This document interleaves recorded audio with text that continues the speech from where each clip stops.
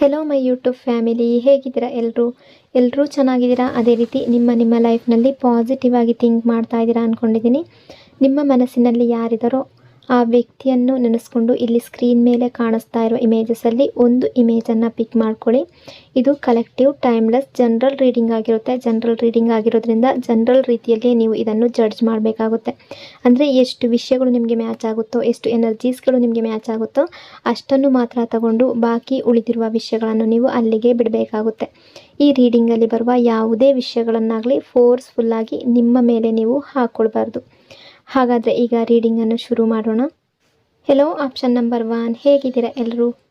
ನಿಮ್ಮ ಮನಸ್ಸಿನಲ್ಲಿ ಯಾರಿದ್ದಾರೋ, ಯಾರ ಬಗ್ಗೆ ನೀವು ತುಂಬ ಥಿಂಕ್ ಮಾಡ್ತಾ ಇದ್ದೀರೋ ಆ ವ್ಯಕ್ತಿಯನ್ನು ನಿಮ್ಮ ಮನಸ್ಸಿನಲ್ಲಿ ನೆನೆಸ್ಕೊಂಡು ಡೀಪ್ ಬ್ರೀತ್ ತಗೊಂಡು ಕಾಮ್ ಆಗಿ ಕೂತ್ಕೊಂಡು ಆ ವ್ಯಕ್ತಿಯ ಹೆಸರನ್ನು ಮನಸ್ಸಾರೆ 3 ಬಾರಿ ನೆನೆಸ್ಕೊಳ್ಳಿ. ಅದೇ ರೀತಿ ಆ ವ್ಯಕ್ತಿಯ ಫೇಸನ್ನು ಇಮ್ಯಾಜಿನ್ ಮಾಡಿಕೊಂಡು ಆ ವ್ಯಕ್ತಿ ಮತ್ತು ನೀವು ಒಟ್ಟಿಗೆ ಕಳೆದಿರುವ ಬ್ಯೂಟಿಫುಲ್ ಮೆಮೊರೀಸ್ನ ನೆನೆಸ್ಕೊಂಡು ಈ ರೀಡಿಂಗನ್ನು ನೋಡೋದಕ್ಕೆ ಶುರು ಮಾಡಿ.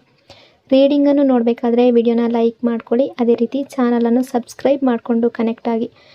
ಆಗ ನಿಮ್ಮ ಎನರ್ಜಿ ಅನ್ನೋದು ಇಲ್ಲಿ ಸರಿಯಾಗಿ ಕನೆಕ್ಟ್ ಆಗುತ್ತೆ. ಅದೇ ರೀತಿ ಈ ರೀಡಿಂಗ್ ಅನ್ನೋದು ನಿಮಗೆ ಸರಿಯಾಗಿ ರೆಸನೇಟ್ ಆಗುತ್ತೆ. ಯಾವ ಪರ್ಸನ್ಗೋಸ್ಕರ ಈ ರೀಡಿಂಗನ್ನು ನೋಡ್ತಾ ಇದ್ದೀರೋ ಈ ಪರ್ಸನ್ ನಿಮ್ಮ ಲೈಫ್ನಲ್ಲಿ ಯಾರೇ ಆಗಿರ್ಬೋದು. ಈ ಪರ್ಸನ್ ನಿಮ್ಮ ಲೈಫ್ನಲ್ಲಿ ನೀವು ಯಾವುದೇ ರಿಲೇಷನ್ಶಿಪ್ಪಲ್ಲಿ ಇರ್ಬೋದು. ಅಂದರೆ ಇವರು ನಿಮ್ಮ ಫ್ರೆಂಡ್ ಆಗಿರ್ಬೋದು, ನಿಮ್ಮ ಫ್ಯಾಮಿಲಿಯ ಪರ್ಸನ್ ಆಗಿರ್ಬೋದು, ನಿಮ್ಮ ಕ್ರಶ್ ಆಗಿರ್ಬೋದು, ಎಕ್ಸ್ ಆಗಿರ್ಬೋದು, ಅಥವಾ ನಿಮ್ಮ ಲೈಫ್ನಲ್ಲಿ ಒಬ್ಬ ಸ್ಪೆಷಲ್ ಪರ್ಸನ್ ಕೂಡ ಆಗಿರ್ಬೋದು. ಎನರ್ಜಿಯ ಪ್ರಕಾರ ನೀವು ಮತ್ತು ಈ ಪರ್ಸನ್ ನಡುವಿನ ಕನೆಕ್ಷನ್ ಇನ್ನೂ ಕಂಪ್ಲೀಟ್ಲಿ ಬ್ರೇಕ್ ಆಗಿಲ್ಲ ಅನ್ನೋ ರೀತಿ ಎನರ್ಜಿ ಕಾಣಿಸ್ತಾ ಇದೆ. ಅಂದರೆ ನಿಮ್ಮಲ್ಲಿ ಬಹಳ ಜನರು ಈಗ ಮೂವ್ ಆನ್ ಆಗಬೇಕು ಅಂತ ಯೋಚನೆ ಮಾಡ್ತಾ ಇರ್ಬೋದು, ಅಥವಾ ಆಲ್ರೆಡಿ ಮೂವ್ ಆನ್ ಆಗಿರಬಹುದು.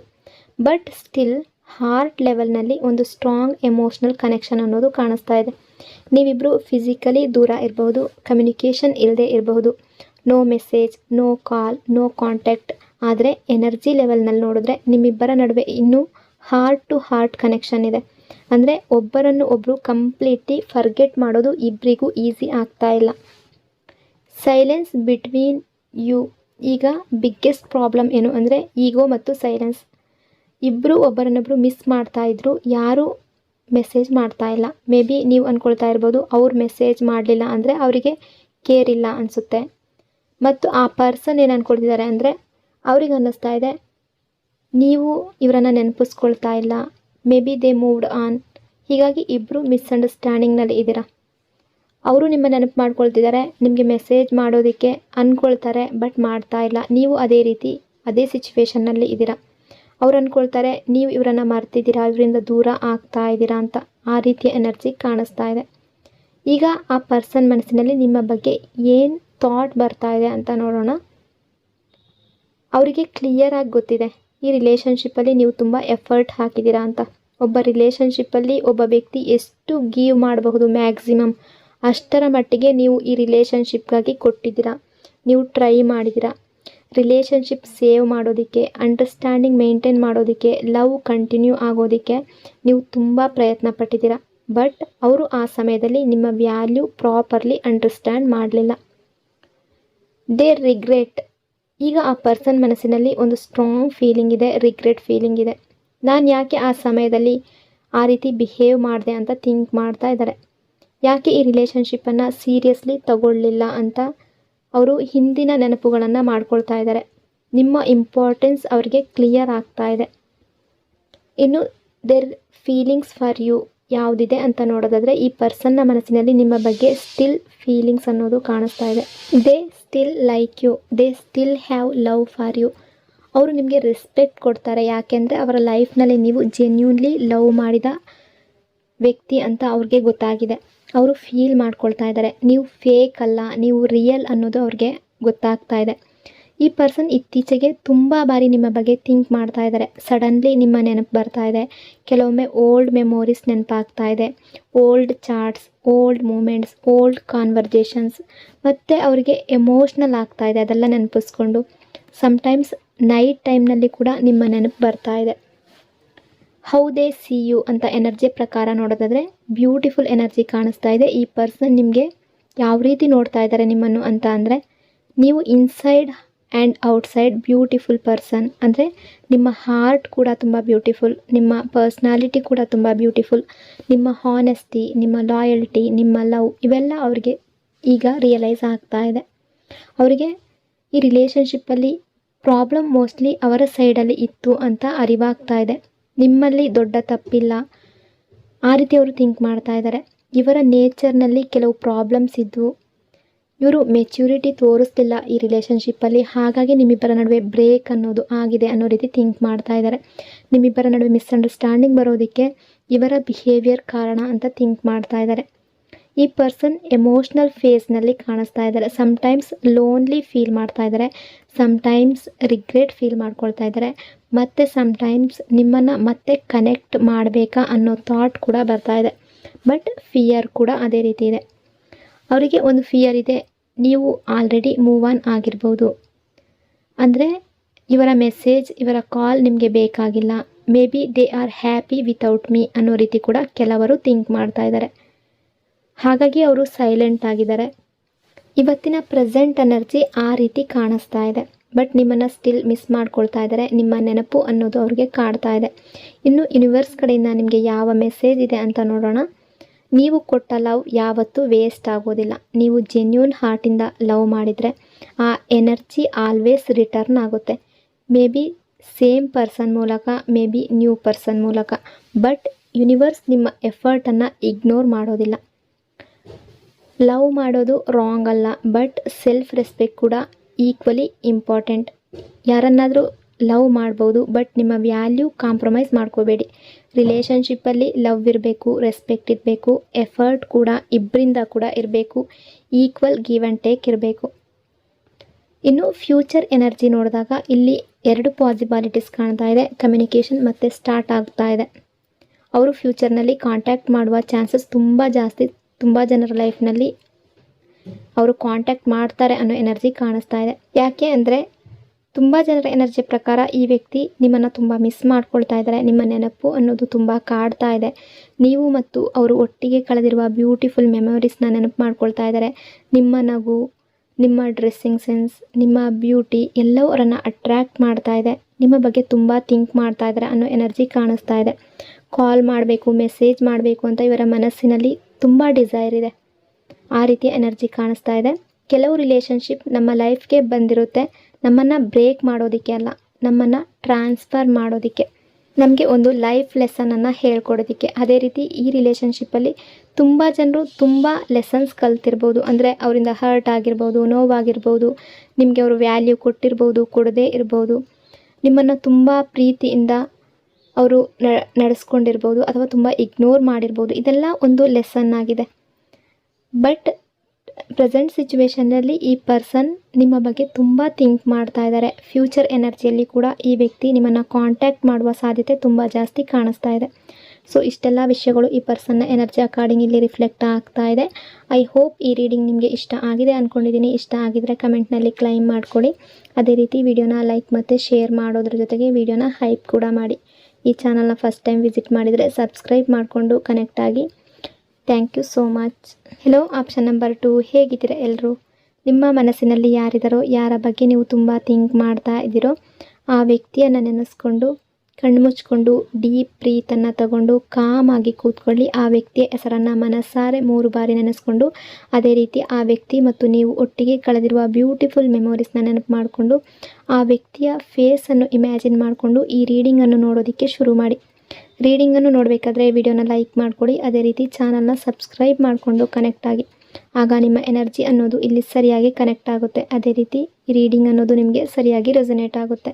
ಯಾವ ಪರ್ಸನ್ಗೋಸ್ಕರ ಈ ರೀಡಿಂಗನ್ನು ನೋಡ್ತಾ ಇದ್ದೀರೋ, ಈ ಪರ್ಸನ್ ನಿಮ್ಮ ಬಗ್ಗೆ ಈಗ ಏನು ಥಿಂಕ್ ಮಾಡ್ತಾ ಇದ್ದಾರೆ, ಪ್ರೆಸೆಂಟ್ ಎನರ್ಜಿ ಯಾವ ರೀತಿ ಇದೆ, ನಿಮ್ಮ ರಿಲೇಷನ್ಶಿಪ್ಪಲ್ಲಿ ಏನು ಮಿಸ್ಅಂಡರ್ಸ್ಟ್ಯಾಂಡಿಂಗ್ ಆಗಿರಬಹುದು, ಯೂನಿವರ್ಸ್ ನಿಮಗೆ ಯಾವ ಗೈಡೆನ್ಸ್ ಕೊಡ್ತಾ ಇದೆ, ಇದೆಲ್ಲವನ್ನು ಈ ರೀಡಿಂಗಲ್ಲಿ ನೋಡೋಣ. ನಿಮ್ಮ ಎನರ್ಜಿಯನ್ನು ನೋಡಿದಾಗ ಒಂದು ಸ್ಟ್ರಾಂಗ್ ಥಿಂಗ್ ಕಾಣಿಸ್ತಾ ಇದೆ. ನಿಮ್ಮ ರಿಲೇಷನ್ಶಿಪ್ಪಲ್ಲಿ ಒಂದು ಥರ್ಡ್ ಪರ್ಸನ್ ಎನರ್ಜಿ ಕೂಡ ಕಾಣಿಸ್ತಾ ಇದೆ. ಇಲ್ಲಿ ಥರ್ಡ್ ಪರ್ಸನ್ ಅಂದರೆ ಅದು ಯಾವಾಗಲೂ ಲವ್ ಪಾರ್ಟ್ನರ್ ಆಗಿರಲೇಬೇಕು ಅಂತ ಇಲ್ಲ. ಥರ್ಡ್ ಪರ್ಸನ್ ಅಂದರೆ ಫ್ಯಾಮಿಲಿ ಮೆಂಬರ್ ಆಗಿರ್ಬೋದು, ಫ್ರೆಂಡ್ ಆಗಿರ್ಬೋದು, ಜಾಬ್ ಅಥವಾ ಕೆರಿಯರ್ ಆಗಿರ್ಬೋದು, ಫೈನಾನ್ಷಿಯಲ್ ಪ್ರಾಬ್ಲಮ್ ಆಗಿರ್ಬೋದು, ಸಿಚುವೇಶನ್ ಆಗಿರಬಹುದು, ಅಥವಾ ಒಬ್ಬ ಪರ್ಸನ್ ಕೂಡ ಆಗಿರ್ಬೋದು.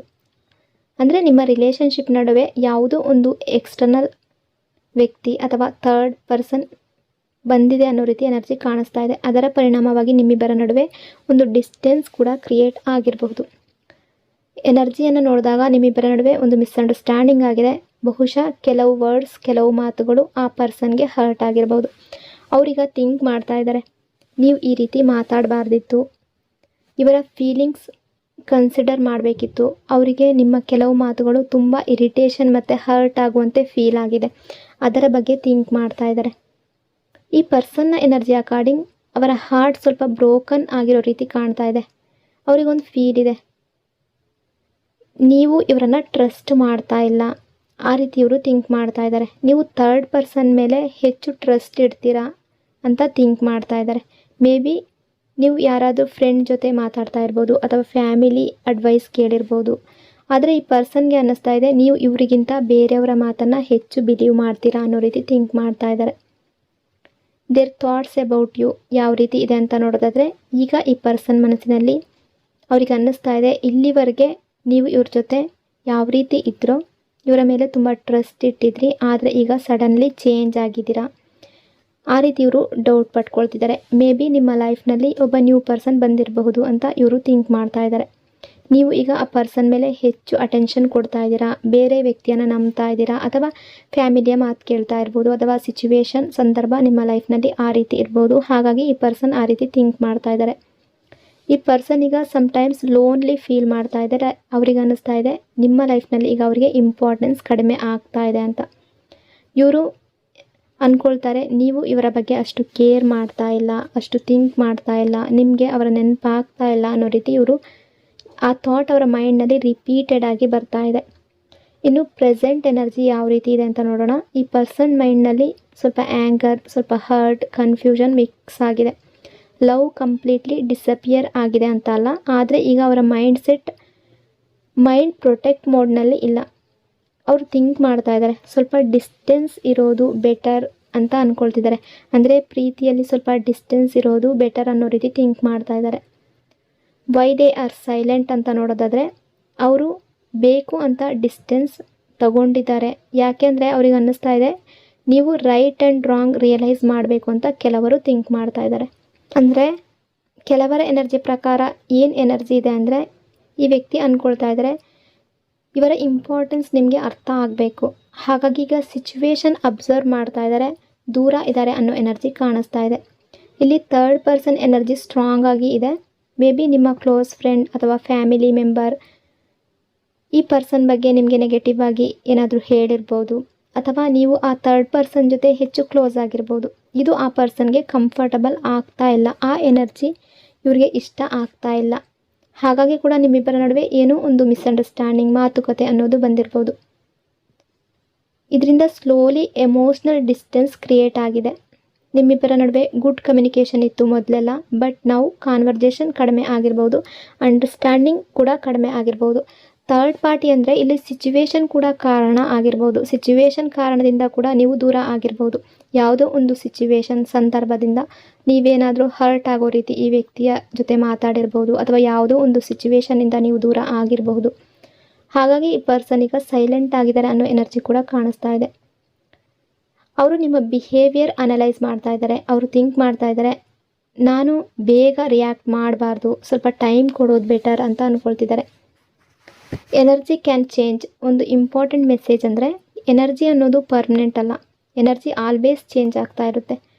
ಟುಡೇ ಸಿಚುವೇಶನ್ ಡಿಫ್ರೆಂಟ್ ಆಗಿರ್ಬೋದು, ಬಟ್ ಟುಮಾರೋ ಕಂಪ್ಲೀಟ್ಲಿ ಡಿಫ್ರೆಂಟ್ ಆಗಬಹುದು.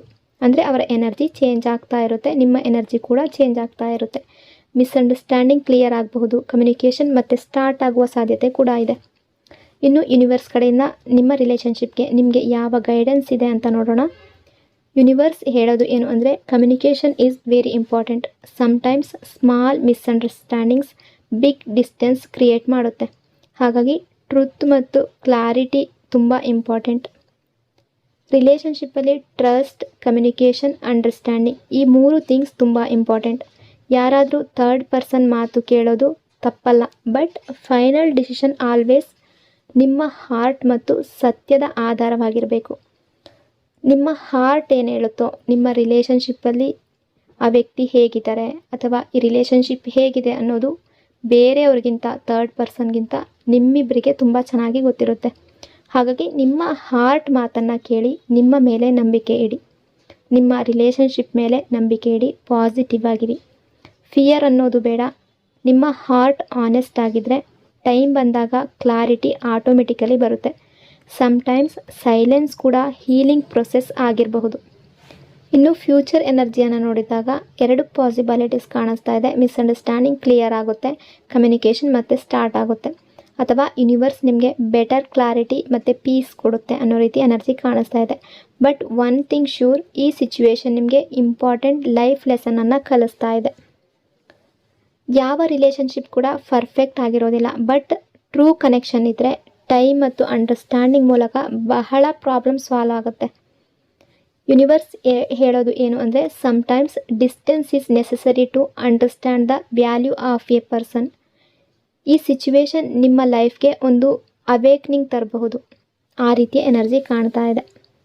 ಆಪ್ಷನ್ ನಂಬರ್ 1, ಆಪ್ಷನ್ ನಂಬರ್ 2 ಇಬ್ಬರಿಗೂ ಕೂಡ ಹೇಳ್ತಾ ಇರೋದು ಸ್ಟ್ರಾಂಗ್ ಇಂಪಾರ್ಟೆಂಟ್ ಮೆಸೇಜ್ ಅನ್ನೋದು ಏನಿದೆ ಅಂದರೆ, ಈ ರಿಲೇಷನ್ಶಿಪ್ಪಲ್ಲಿ ಈಗ ಸಿಚುವೇಶನ್ ಏನೇ ಇರಬಹುದು, ಹೋಪ್ ಕಂಪ್ಲೀಟ್ಲಿ ಬಿಡಬೇಡಿ. ಯಾಕೆಂದರೆ ಲೈಫ್ನಲ್ಲಿ ಕೆಲವೊಮ್ಮೆ ಸಿಚುವೇಶನ್ ಕನ್ಫ್ಯೂಸಿಂಗ್ ಆಗಿರಬಹುದು, ಮಿಸ್ಅಂಡರ್ಸ್ಟ್ಯಾಂಡಿಂಗ್ ಆಗಿರಬಹುದು, ಡಿಸ್ಟೆನ್ಸ್ ಕೂಡ ಬಂದಿರಬಹುದು. ಆದರೆ ಒನ್ ಥಿಂಗ್ ರಿಮೆಂಬರ್ ಮಾಡ್ಕೊಳ್ಳಿ, every relationship goes through phases.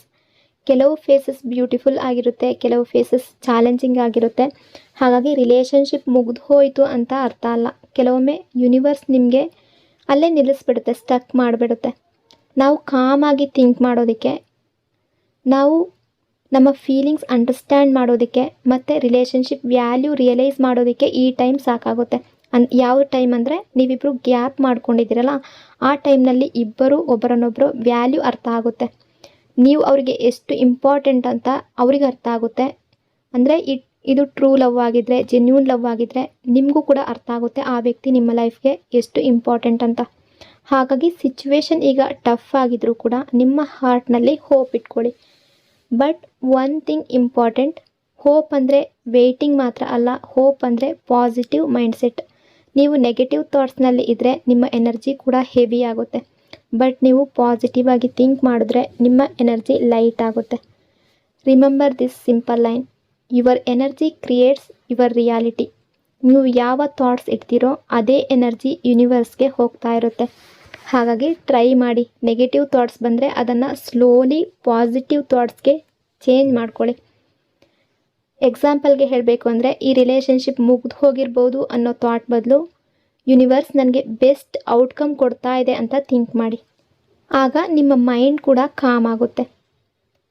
ಇನ್ನೊಂದು ವೆರಿ ಇಂಪಾರ್ಟೆಂಟ್ ಮೆಸೇಜ್ ಅಂದರೆ, ಈ ಸಮಯದಲ್ಲಿ ನೀವು ನಿಮ್ಮ ಬಗ್ಗೆ ಕೂಡ ಯೋಚನೆ ಮಾಡಬೇಕು. ತುಂಬ ಸಲ ರಿಲೇಷನ್ಶಿಪ್ಪಲ್ಲಿ ನಾವು ನಮ್ಮ ಹೋಲ್ ಎನರ್ಜಿ ಇನ್ನೊಬ್ಬರ ಮೇಲೆ ಫೋಕಸ್ ಮಾಡ್ತೀವಿ. ಅವ್ರು ಏನು ಥಿಂಕ್ ಮಾಡ್ತಾರೆ, ಅವ್ರು ಮೆಸೇಜ್ ಮಾಡ್ತಾರಾ, ಅವ್ರು ರಿಟರ್ನ್ ಬರ್ತಾರಾ, ಅವ್ರು ಕಾಲ್ ಮಾಡ್ತಾರಾ, ನಾನು ಮೆಸೇಜ್ ಮಾಡಿದ್ರೆ ಅವರು ರಿಪ್ಲೈ ಕಳಿಸ್ತಾ ಇಲ್ಲ, ಕಾಲ್ ಮಾಡಿದ್ರೆ ಪಿಕ್ ಮಾಡ್ತಾ ಇಲ್ಲ, ಅಥವಾ ಏನಾದರೂ ಒಂದು ನೆಗೆಟಿವ್ ಆಗಿ ಮಾತಾಡ್ತಾರಾ, ಈ ರೀತಿ ಥಾಟ್ಸ್ ಮೈಂಡ್ನಲ್ಲಿ ಕಂಟಿನ್ಯೂಸ್ಲಿ ಓಡ್ತಾ ಇರುತ್ತೆ. ಬಟ್ ಒಂದು ಪ್ರಶ್ನೆ ನಿಮ್ಮನ್ನು ನೀವು ಕೇಳ್ಕೊಳ್ಳಿ, ನಾನು ನನ್ನ ಬಗ್ಗೆ ಎಷ್ಟು ಯೋಚನೆ ಮಾಡ್ತಾ ಇದ್ದೀನಿ? ಸೆಲ್ಫ್ ಲವ್ ಕೂಡ ತುಂಬ ಇಂಪಾರ್ಟೆಂಟ್. ನಿಮ್ಮ ಹ್ಯಾಪಿನೆಸ್ ಕೂಡ ಈಕ್ವಲಿ ಇಂಪಾರ್ಟೆಂಟ್. ಈ ಟೈಮನ್ನು ನೀವು ಯೂಸ್ ಮಾಡಿ, ನಿಮ್ಮ ಗ್ರೋತ್ ಮೇಲೆ ಫೋಕಸ್ ಮಾಡಿ, ನಿಮ್ಮ ಗೋಲ್ಸ್ ಮೇಲೆ ಫೋಕಸ್ ಮಾಡಿ, ನಿಮ್ಮ ಹ್ಯಾಪಿನೆಸ್ ಮೇಲೆ ಫೋಕಸ್ ಮಾಡಿ. Focus on your self. ನೀವು ಮೆಂಟಲಿ ಸ್ಟ್ರಾಂಗ್ ಆಗಿದ್ದರೆ ನಿಮ್ಮ ಲೈಫ್ ಕೂಡ ಸ್ಟ್ರಾಂಗ್ ಆಗುತ್ತೆ. ಹಾಗಾಗಿ ರಿಲೇಷನ್ಶಿಪ್ಪಲ್ಲಿ ಪೇಷನ್ಸ್ ಇರಲಿ, ಫೇತ್ ಇರಲಿ, ಹೋಪ್ ಇರಲಿ. ಸೊ 2 ರೀಡಿಂಗ್ ನಿಮಗೆ ಇಷ್ಟ ಆಗಿದೆ ಅಂದ್ಕೊಂಡಿದ್ದೀನಿ. ಇಷ್ಟ ಆಗಿದರೆ ಕಮೆಂಟ್ನಲ್ಲಿ ಕ್ಲೈಮ್ ಮಾಡ್ಕೊಳ್ಳಿ. ಅದೇ ರೀತಿ ವಿಡಿಯೋನ ಲೈಕ್ ಮತ್ತು ಶೇರ್ ಮಾಡೋದ್ರ ಜೊತೆಗೆ ವಿಡಿಯೋನ ಹೈಪ್ ಕೂಡ ಮಾಡಿ. ಈ ಚಾನಲ್ನ ಫಸ್ಟ್ ಟೈಮ್ ವಿಸಿಟ್ ಮಾಡಿದರೆ ಸಬ್ಸ್ಕ್ರೈಬ್ ಮಾಡಿಕೊಂಡು ಕನೆಕ್ಟ್ ಆಗಿ. ಇನ್ನೊಂದು ಪವರ್ಫುಲ್ ಡೀಪ್ ರೀಡಿಂಗ್ನೊಂದಿಗೆ ಮತ್ತೆ ಸಿಗ್ತೀನಿ. Until then take care. Thank you so much.